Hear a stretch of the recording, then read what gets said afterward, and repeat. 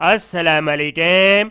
National computing education accreditation council में बहुत ही शानदार जॉब अनाउंस की गई है।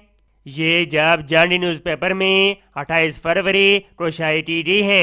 आई जाती हैं इसकी डिटेल की तरफ। Job opportunity number 1 assistant accountant, number 2 accreditation assistant स्टील B16, qualification graduate in 4 years, 16 साल तालीम in BBA honour MBA finance BS CS in computer science.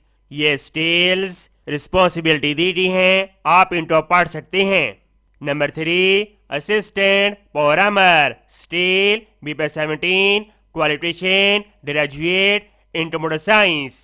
तमाम उम्मीदवार एप्लीकेशन जमा करवाने का तरीक़ेकार समझ लें। तमाम उम्मीदवार एप्लीकेशन प्रोसेसिंग फीस 500 रुपये चलान फॉर्म की सूरत में अदा करेंगे 8वीं बैंक के अकाउंट नंबर पर, और तमाम उम्मीदवार डिपॉजिट स्लिप और एप्लीकेशन फॉर्म अपलोड करेंगे। एप्लीकेशन फॉर्म इनकी वेबसाइट पर दस्तयाब है।